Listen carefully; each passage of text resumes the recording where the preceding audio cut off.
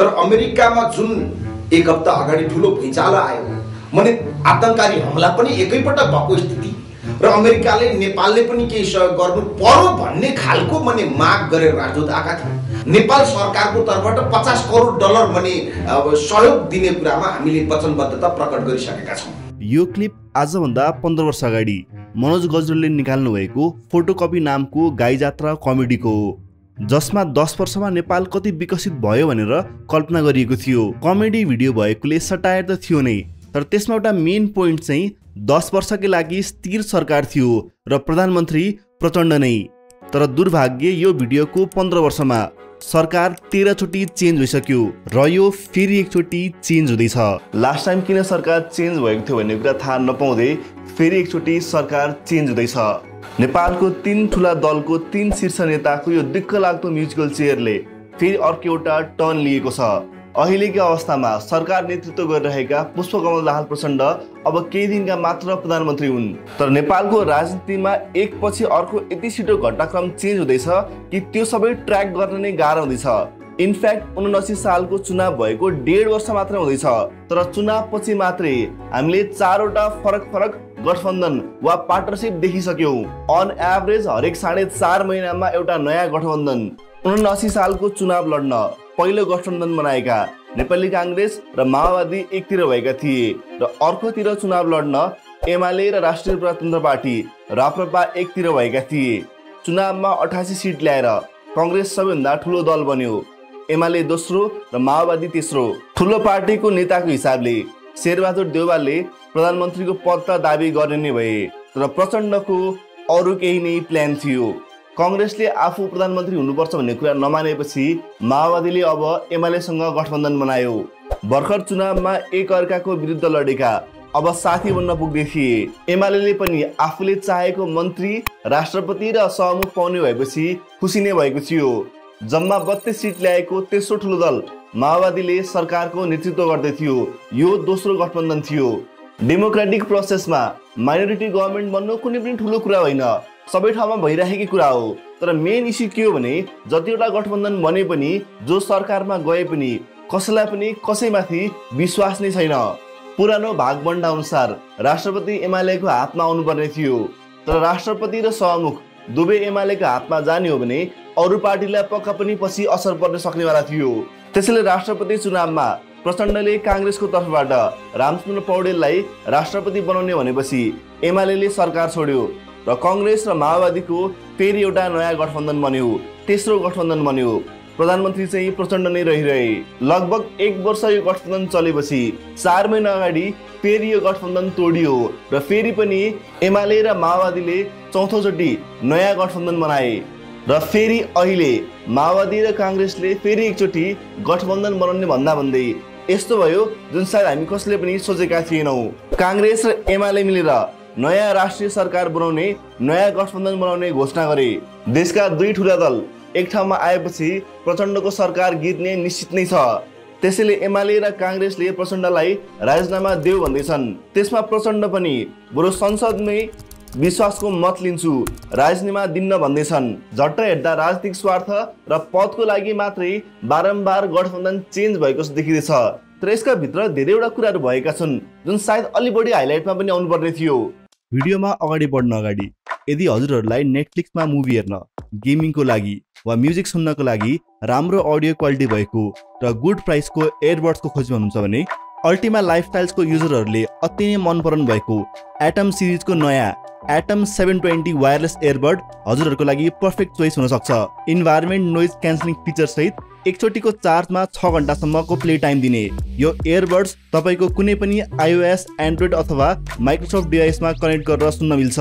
जुलाई 7 मा लन्च भएको यो एयरबड्स हजुरहरूले स्पेशल इन्ट्रोडक्सन प्राइसमा 1899 मा पाउन सक्नुहुन्छ र हाम्रो स्पेशल भ्युअर्सहरूको लागि TNC 200 कुपन कोड युज गर्नुभयो भने इसेवा र अल्टिमाको अफिसियल वेबसाइट www.ultima.com.np मा पहिलो 100 युनिट्सको लागि 200 रुपैयाँको डिस्काउन्ट पाउन सक्नुहुन्छ र दराजबाट किन्दा पनि 200 को भाउचर पाउन सक्नुहुन्छ। साथै हरेक एयरबड्सको खरिदमा 6 मन्थ्स ब्रान्ड वारेन्टी र 30 दिनको रिप्लेसमेन्ट ग्यारेन्टी पनि पाउन सक्नुहुन्छ। अल्टिमा एटम 720 वायरलेस एयरबड्सको लिंक मैले डिस्क्रिप्सनमा राखिदिएको छु, पक्का पनि चेक गर्नु होला। केही समय अगाडिबाट नै केपी ओली र प्रचण्ड बीच एउटा ठुलो विवाद थियो। नेपाल स्टक एक्सचेन्ज नेप्सालाई हेर्ने सेक्युरिटिज बोर्ड अफ नेपाल 7 को चेयरम्यान अध्यक्ष को अपॉइन्ट हुन्छ भन्नेमा दुवै पक्षबीच ठुलो विवाद थियो। दुवै पक्षलाई फरक फरक व्यक्तिलाई अध्यक्ष बनाउनु पर्ने थियो। माओवादी समूहका प्रचण्ड र अर्थमन्त्री वर्षमान पुनलाई चिरञ्जीवी चापागाईलाई अध्यक्ष बनाउन चाहन्छन्। उता केपी ओली र शेरबहादुर देउबा सन्तोष नारायण श्रेष्ठलाई अध्यक्ष बनाउन चाहन्छन्। जम्मा 7 को अध्यक्षको लागि यति ठुलो लडाईँ किन जस्तो पनि लाग्न सक्छ, तर यो कुरा नयाँ स्टक एक्सचेन्जसँग गएर जोडिन्छ। नेपालमा दोस्रो स्टक एक्सचेन्ज सुरु गर्ने भन्दै 7ले दोस्रो स्टक एक्सचेन्जको सञ्चालनको लागि आवेदन मागेको थियो र त्यसमा 3 वटा आवेदन आएको थियो। Himalayan stock exchange, national stock exchange र अन्नपूर्ण स्टक एक्सचेन्ज र नेपालका प्राय ठुला व्यापारीहरू यसकै पछि लबी गर्दैछन्। हिमालयन स्टक एक्सचेन्जमा व्यवसायी दीपक भट्ट, शङ्कर ग्रुप, गोल्छा, खेतान आदिको सेयर छ। उनीहरू सन्तोष नारायणलाई 7 को अध्यक्ष बनाउन चाहन्छन्, जसलाई केपी ओली र देउबाको पनि सपोर्ट छ। उता नेसनल स्टक एक्सचेन्जमा एनआरएन का पूर्व अध्यक्ष डाक्टर उपेन्द्र महतो, जीवा लामिछाने आदिको लगानी छ। उनीहरू चिरञ्जीवी चापागाईलाई अध्यक्ष बनाउन चाहन्छन्, जसलाई प्रचण्ड र अर्थमन्त्री वर्षमान पुनको पनि समर्थन छ। सो यहाँ इगोको, शक्तिको, पैसाको अनेक खालको लडाईँ भित्रभित्रै चल्दैछ र सायद एमाले र काङ्ग्रेसलाई नजिक ल्याउनेमा एउटा ठुलो कारण यो पनि हुन सक्छ। अर्को घटनाक्रम चाहिँ भुटानी शरणार्थी काण्डसँग गएर पनि जोडिन्छ। भुटानी शरणार्थी काण्डमा काङ्ग्रेसकी नेता बालकृष्ण खाँड मुसिए। शेरबहादुर देउबाकी पत्नी आरजू देउबाको पनि नाम आयो। तत्कालीन प्रधानमन्त्री, उहाँको परिवार र तत्कालीन गृह प्रशासनलाई सेटिङ गरेर क्याबिनेटबाटै निर्णय गराइकन जिउँदा नेपालीलाई नक्कली शरणार्थी बनाएर अमेरिका पठाउने प्रपञ्चबारे नेपाल प्रहरीमा अनुसन्धान जारी छ। यही कुरामा त प्रचण्डको काङ्ग्रेसका नेताहरूसँग सम्बन्ध पनि चिसिएको थियो। यही भुटानी काण्डमा भर्खरै मात्र नेपाल पुलिसले बेचन झालाई समात्यो। बेचन झाको पक्राउले नेपालका ठुला भनिने नेताहरूमा आएको बेचैनी बारे व्यापक चासो छ। शुक्रबार राति बेचन पक्राउ पर्ने र शनिबार सरकार ढल्ने प्रपञ्च रचिनु यो एकदमै नेपाली जनताले चासोका रूपमा हेरेका छन्। बेचन झा काङ्ग्रेसका नेताहरूसँग नजिक भएको भनेर भनिन्छ। आउँछ एकदम कन्फर्म आउँछ। आज क्याबिनेट मिटिङ थियो। आज भइसक्यो एक दिन क्याबिनेटको भोलि थाहा हुन्छ नि। गृहमन्त्री रवि लामिछाने भएको बेलामा यो सबै कुराबाट काङ्ग्रेसका नेताहरू अलिक कम्फर्टेबल नभएको कुरा पनि धेरैवटा मिडियामा आएका थिए। उकेरा न्युजले त आरजू पक्रन बुढा नीलकण्ठमा धरपकड गर्दा ढल्यो प्रचण्ड नेतृत्व सरकार भनेर न्युज नै छापेको थियो। टिकापुर जग्गा घोटालामा नेपाली काङ्ग्रेसकी नेत्री आरजू राणालाई पक्राउ गर्न बुढा नीलकण्ठमा देउबाकी निवासमा सादा पोसाकमा प्रहरी पुगेको र यसको लागि गृहमन्त्री रवि लामिछानेले प्रहरीको सीबीआईलाई पठाएको, तर आरजू राणा घरमा नभएको कारण सीबीआईको टोली यत्तिकै फर्केको र यसकै कारण पनि आरजू राणा र देउबा एमाले अध्यक्ष केपी ओलीसँग भेट्न असार 15 मा उनकै घर गएको कुरा खुलाइएको छ। पछि सीआईबीले प्रेस विज्ञप्ति नै निकालेर यो भ्रामक समाचार हो भनेर पनि भनेको थियो।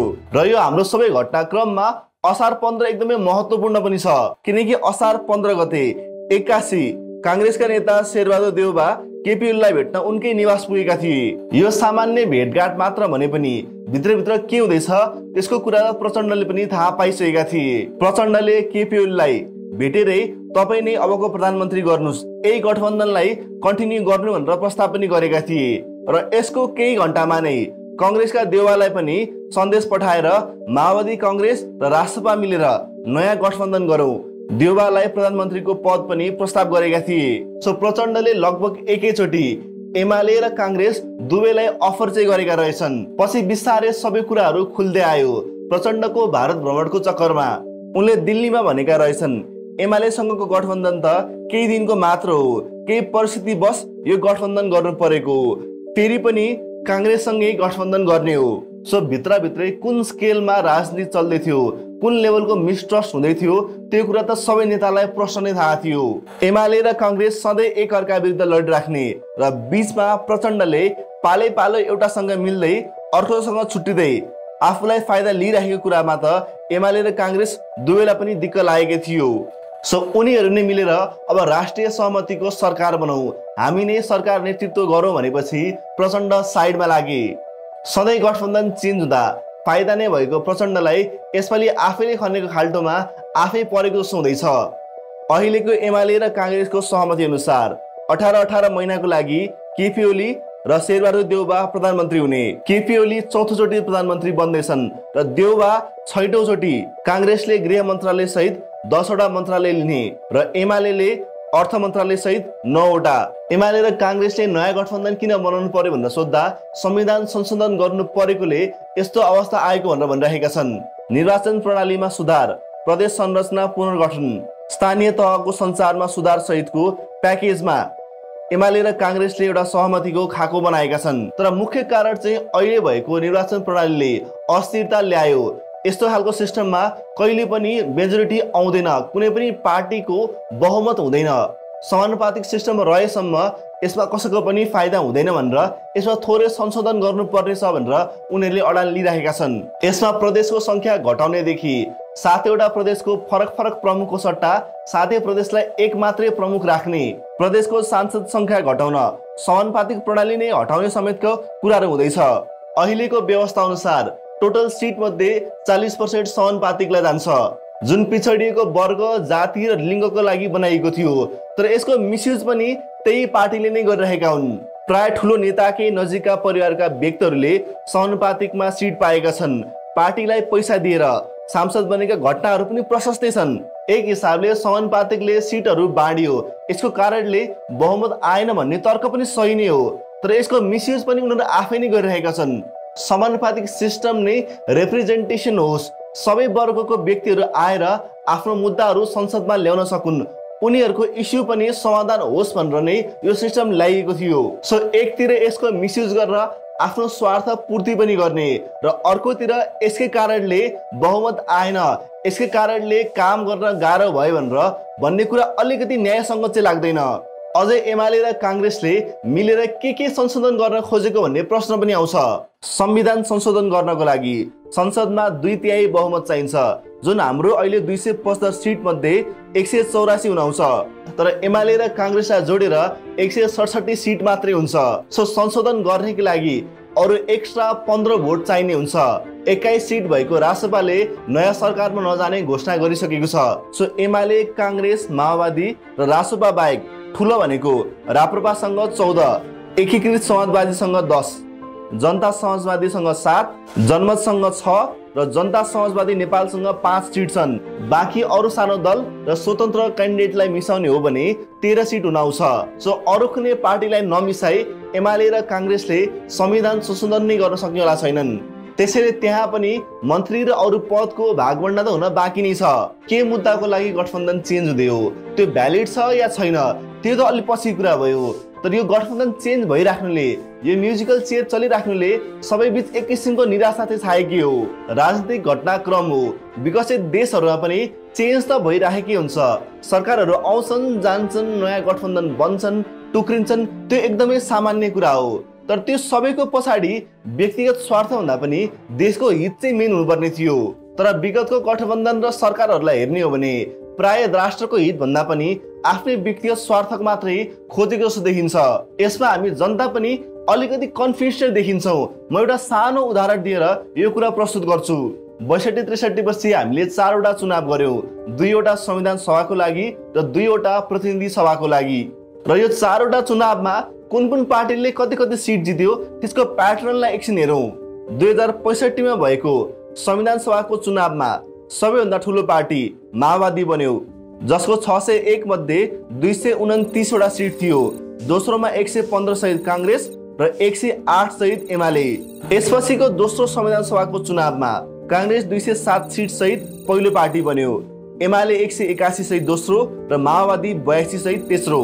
र फेरि 2074 को प्रतिनिधि सभाको चुनावमा एमाले 121 सिट सहित नम्बर 1 मा पुग्यो, काङ्ग्रेस 63 सहित दोस्रो र माओवादी 53 सहित तेस्रो। र फेरि 2079 को प्रतिनिधि सभा चुनावमा काङ्ग्रेस 89 सहित पहिलो, एमाले 78 सहित दोस्रो र माओवादी 32 सहित तेस्रो। यसमा एउटा मिनी प्याटर्न देखिँदैछ। कुनै पनि पार्टीले लगातार 2 वटा चुनावमा सबैभन्दा ठुलो दल बन्न सकेको छैन। लास्ट 4 वटा चुनावको प्याटर्न हेर्ने हो भने पाले पालो एमाले र काङ्ग्रेसमा यो सिचुएसन टर्न हुँदैछ। न कसैको बहुमत आउँछ र न स्थिर सरकार नै बन्छ। एउटा पार्टी सबैभन्दा ठुलो दल बन्छ र अर्को चुनावमा त्योसँग चित्त नबुझेर हामी अर्को पार्टीलाई सबैभन्दा ठुलो दल बनाउँछौँ र फेरि त्यही कुरा दोहोरिराख्छ। हुन त राजनीतिक अस्थिरता हाम्रो अहिलेको मात्र समस्या होइन। 2007 सालदेखि नै हामी सधैँ अस्थिरतामै बसिरहेका हौँ। 2007 सालपछि कुनै पनि प्रधानमन्त्रीले आफ्नो 5 वर्षको टर्म कम्प्लिट गरेको छैन, चाहे त्यो पञ्चायत शासन होस्, चाहे त्यो 46 पछिको बहुदल पछि होस् अथवा 62-63 पछि। लास्ट 70 वर्षमा हामीले 7 चोटि संविधान नै चेन्ज गरिसक्यौँ। अन एभरेज नेपालमा हामी हरेक 15 वर्षमा व्यवस्था परिवर्तन गर्दैछौँ र फेरि एकचोटि राजतन्त्रकै मुद्दा पनि बलियो रूपमा अगाडि आउँदैछ। धेरैजनाले अस्थिरताको समाधान चाहिँ डाइरेक्टली इलेक्टेड प्रधानमन्त्री अथवा राष्ट्रपति भयो भने पनि हुन्छ भनेर भन्नुहुन्छ। इनफ्याक्ट यो कुरालाई मजाले उठाउने त माओवादी आफै नै थियो। माओवादी आफै नै डाइरेक्टली इलेक्टेड प्रेसिडेन्ट अथवा प्रधानमन्त्री हुनुपर्छ भन्दै थियो। तर कुनै पनि देशमा एउटै सिस्टमले पर्फेक्टली काम गर्ने भन्ने हुँदैन। हाम्रो यही अस्थिरता बीच त पार्टीका नेताहरू सकेसम्म कसरी आफ्नो फाइदा लिने हेरिरहेका छन् र यही अवस्थामा डाइरेक्टली इलेक्टेडकोमा जाने हो भने भोलिको दिनमा एउटा तानाशाह अथवा डिक्टेटर नआउला पनि भन्न सकिँदैन। अथवा अहिलेको अवस्थामा इलेक्टेड अटोक्रेट आउन पनि सक्छ। कतिजनाले चाहिँ फ्रान्सको जस्तै मिक्स मोडल भए पनि हुन्थ्यो पनि भन्नुहुन्छ। फ्रान्समा प्रेसिडेन्ट डाइरेक्टली इलेक्टेड हुन्छन् तर प्रधानमन्त्री चाहिँ पार्लियामेन्टबाट नै छानिन्छन्। तर यसमा पनि प्रेसिडेन्ट र प्राइम मिनिस्टर बीच नै पावर स्ट्रगल हुन सक्छ र हाम्रो जस्तो देशमा त त्यो हुने सम्भावना पनि म्याक्सिमम नै हुन आउँछ। डाइरेक्टली इलेक्टेडको फाइदा के बेफाइदा के, नेपाल त्यसमा जान सक्छ या सक्दैन, त्यो त अरू कुनै भिडियोको डिस्कसन होला। तर मेन कुरा चाहिँ के हो भन्दा हामी जुनसुकै सिस्टममा गए पनि त्यसमा केही न केही समस्या, केही न केही अप्ठ्यारो त आउनेवाला नै छ। सो कुनै पनि सिस्टम प्रपरली इम्प्लिमेन्ट हुनको लागि त्यसको लागि एउटा प्रपर ग्राउन्ड वर्क चाहिँ रेडी हुनुपर्छ। जनता शिक्षित र माथिका तहका नेताले के गर्दैछन् र कसरी गर्दैछन् भन्ने कुरा जनतालाई प्रपरली थाहा नभएसम्म हामी सबै यसरी नै भुलिराख्ने नेवाला छौँ। अहिलेको लागि चाहिँ यो जुन म्युजिकल चेन्ज चल्दैछ यसबाट सबैजनालाई दिक्कत चाहिँ लागेकै हो र सधैँ जसै नेपालमा सब थोक चेन्ज भइरहेको छ तर पनि केही पनि चेन्ज भइरहेको छैन। आजको लागि यति नै। Thank you so much for watching. I am Dipesh and this is the Nepali comment.